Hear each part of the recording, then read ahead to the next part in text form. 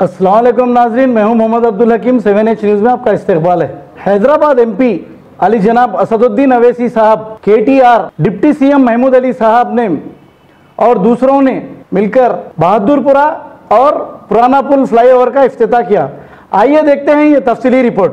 इस मौके पर चारमीनार MLA अहमद पाशा खादरी और AIMIM मौजम खान MLA बहादुरपुरा और दूसरों ने भी शिरकत।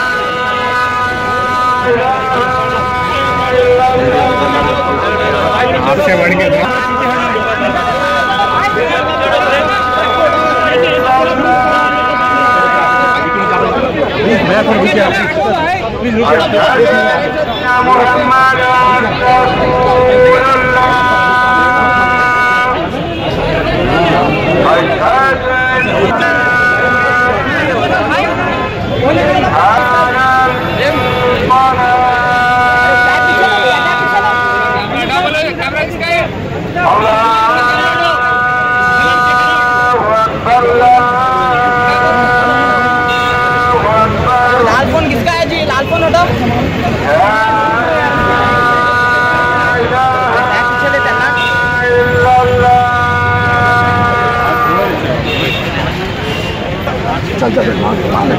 चलो चलो चलो चलो चलो चलो चलो आप भी हम क्या पेपर वाले हम भी आप क्या वीडियो